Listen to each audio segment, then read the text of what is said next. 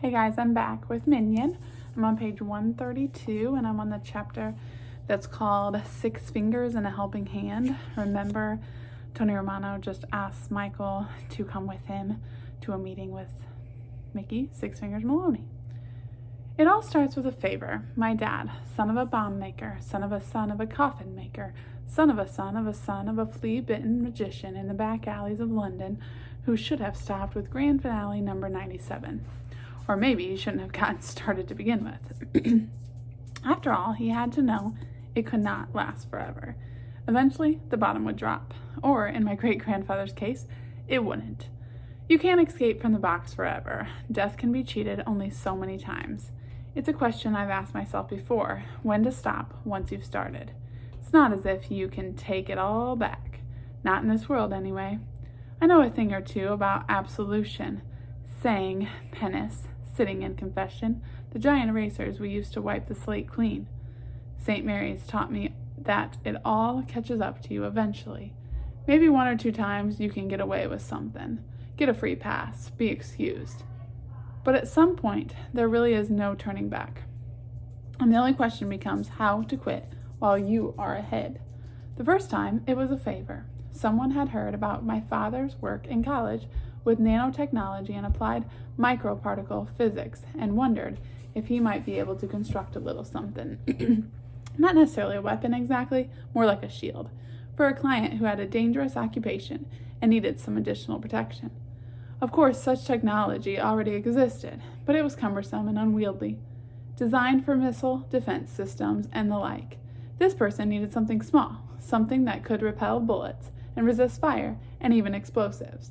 But that could fit into your pocket, a kind of personal force field. My father said it was possible. With enough time, resources, hard work, and ingenuity, anything was possible. This man, Ogan Black, provided the resources. My father provided the rest. It took him 6 months to build. It was the first black box he ever sold, and he was paid $100,000 for it as a return favor. It was a spectacular success, a personal deflector shield in a 5-inch cube, worthy of the cover of Scientific American, or at least Guns and Ammo. Instead, it found its way onto the cover of Newsweek under the bold red letters proclaiming, "A civilian rampage."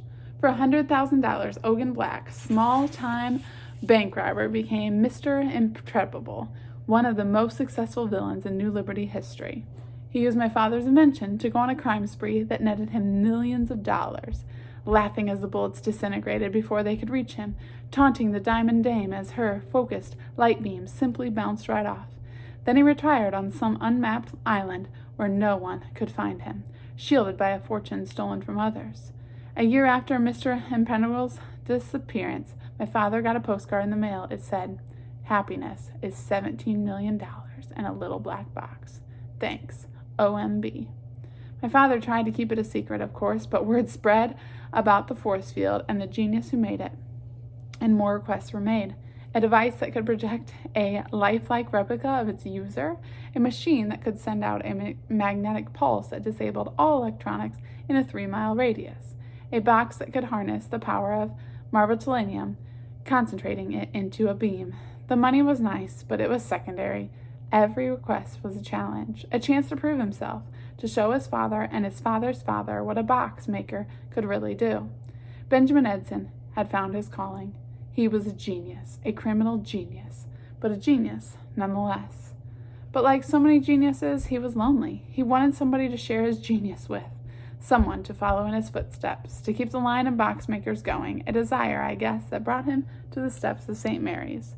He says he knew, the moment he first saw me, he knew that I was the one. It's nice being the one.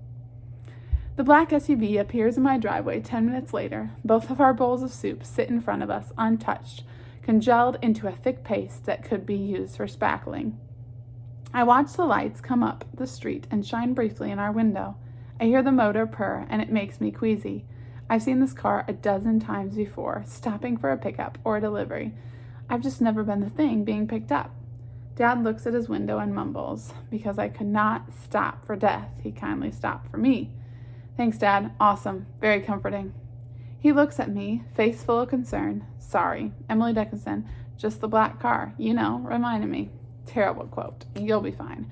Tony can handle Mickey Maloney. Yes, I think, but that doesn't mean he can handle everybody. As if reading my thoughts, Dad glances back out the window and up at the stars. The driver of the SUV honks twice. I leave the star chart printout on the table and aim through the front door without even saying goodbye, ignoring the hand that reaches out to me. It's partly my own fault. Secret against my father's wishes. I know. I'm the one who told Zach, spilling my own one good secret against my father's wishes. But he's still my dad, and he should take my responsibility for ruining what was, to that point, one of the best days of my life. The back door to the SUV opens. The first face I see is Zach's. You, I say. I know, he says. You jerk-faced, backstabbing, squealing little pig. I know, all right, I get it. You're upset. I'm sorry, but we need you, so just get in the car. I trusted you, I tell him. Okay, I'm guilty. But this is serious. He nods to the empty seat next to him. Get in the car. I scan the SUV. Zach is sitting beside another member of Tony Romano's posse. Two more sit up front. I notice everyone but me is dressed in brown leather trench coats. I look at my cargo shorts and green t-shirt, imploring everybody to do the do. Oh, snap, I say. My trench coat's at the cleaners. There's a suit in the back, Zach says, the note of apology suddenly gone from his face. You can change when we get there. Before I can protest further, I'm pulled inside and the SUV shoots back out of the driveway. I look through the tinted windows to see my father standing in the doorway, fading fast. I should have said something, but it's too late. Maybe when I get back. When, not if. You said you could keep a secret, I whisper in Zach's ear, the slight tickle of my breath, enough to make 3 spikes jut from his earlobe. Mike, this is Tony Romano we are talking about. He's practically my father, and you don't keep secrets from your father, especially not with what's going on now. Besides, Zach adds, you're in good hands. We are going to take care of you. I turn and look at my car mates. None of them looks like a man I would want to meet in a dark alley. None of them even looks like a man I'd want to run into on Main Street in Disney World in broad daylight. But they are Tony's men, which means they are at least on my side, or vice versa. Zach introduces me, starting with the skinny kid wedged between me.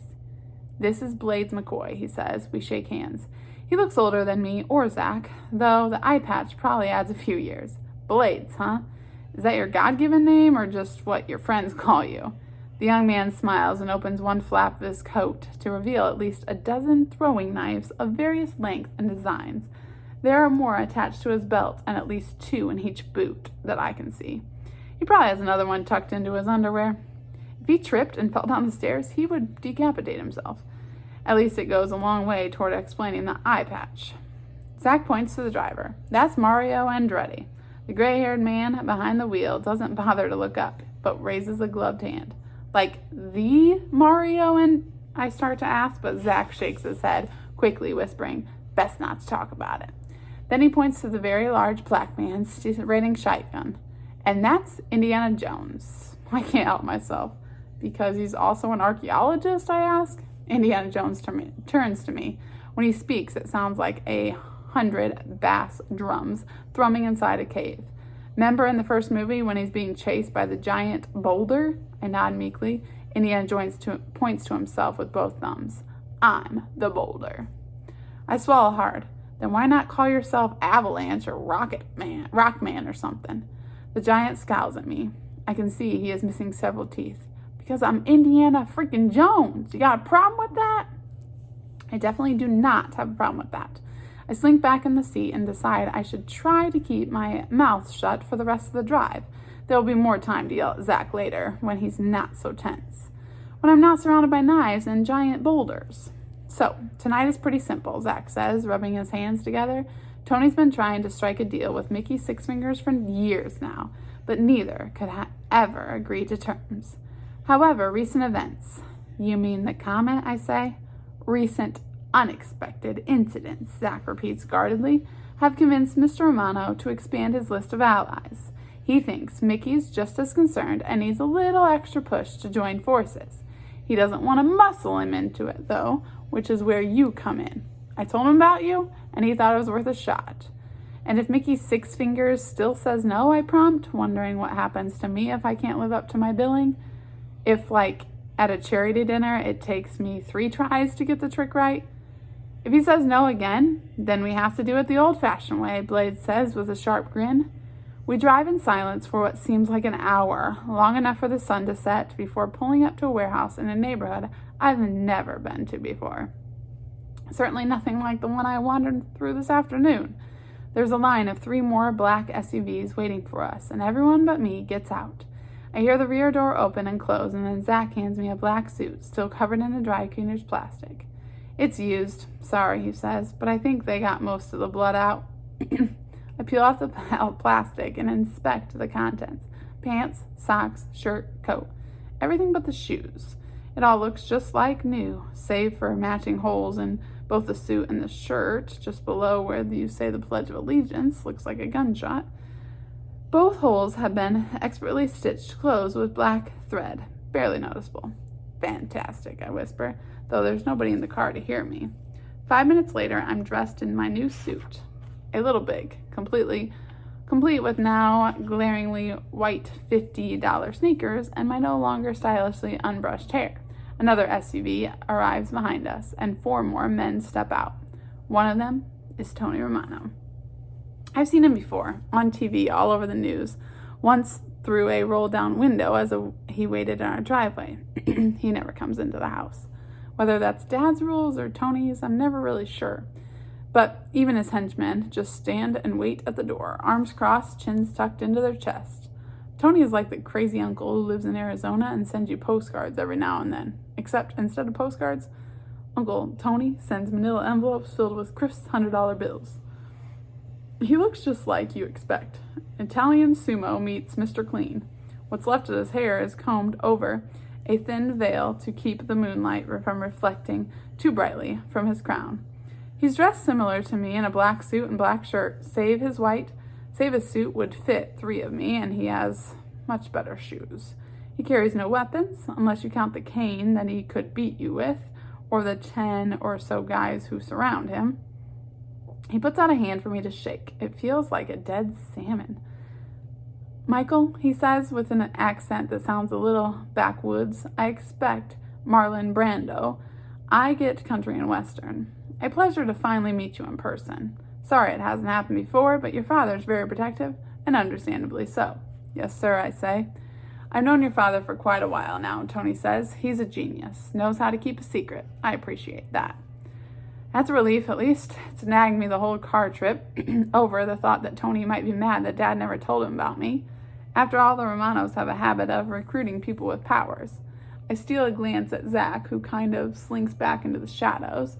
Tony reaches out and draws me closer to him, smacking his lips like he's going to swallow me whole. I can smell onions, and it makes my stomach roll. He speaks in a low whisper, making this suddenly a conversation for 2. You understand, though, how a man in my position could benefit by having someone with your abilities, he says. Yes, sir, I say, keeping my voice even with his whisper. Though I really only have his word. Your father's talent comes packaged in a nice little black box. You'll excuse me if I'm a little skeptical with regards to you. Meaning he's not sure he believes Michael's powers. I can see where this is headed. I understand, I say. So, do me a favor, Tony Romano continues to whisper, flicking his eyes at an angle. See that big stack of bricks behind me? I look, hoping it doesn't look like I'm looking. His name is Rudy, so this big guy named Rudy. Rudy doesn't look like a Rudy. He looks like a cement wall with steel beams for limbs and a misshapen cinder block for a head. Like with Indiana Jones, I can't help but feel Rudy's been misnamed, that he should be a behemoth or an orc or something. Then again, I have 4 names and none of them are really mine. Half of them are girls' names. I want you to make Rudy hit himself as hard as he can, Tony says. In order for him to believe him, he's going to try to get him to hit himself. I take another look at Rudy. I don't want to see him hit anything. Excuse me, sir? Just make him sock himself right in the big red cherry schnoz of his. Just so I know, so I can see for myself. You don't want me to look like a fool in front of Mr. Maloney, do ya? I shake my head and Tony backs away, smiling. I stare at Rudy's nose, a big, dark, pink, fleshy thing like the bulb of a bicycle horn. Unlike Indiana Jones, Rudy has most of his teeth, but they're all capped silver, making for one scary-looking clown face. I study my shoes, even more glaring compared to the black dress pants I'm wearing. Take a deep breath and look back up at him. I bore as deep into the murky blue eyes as I can. Your name is Rudy, right? The behemoth nods, stands oak tree still. Rudy, my name is Michael. I see his pupils circle wider, mouth slacken. I try to keep my hands from shaking. Rudy, I want you to hit yourself as hard as you can. There's a moment when I think I've lost him, where I can feel my own confidence waver, and he just stands there, that same stupid, lost puppy look on his face. Then suddenly his right arm whips around like a snapped rubber band, planting his fist so far up his nose that I'm afraid it might get lodged in his skull. There is a sickening sound, like smashing a rotten watermelon, and a squirt of blood, and then Rudy goes down hard on the street. One of Tony's other thugs whistles. Indiana Jones says, "Oh, no!" Zach shakes his head. Tony Romano smiles and snaps his fingers, and two other men bend down and help Rudy to his feet. The bodyguard's hands are cupped to his mouth and nose, but I can see the red oozing out. The look he gives me makes me wish I could turn invisible, but only superheroes get to do cool stuff like that. Then Rudy pulls his hands away and gives both me and Tony a confused look. Then he spits on the ground, and something white, red, and silver skips up off the pavement.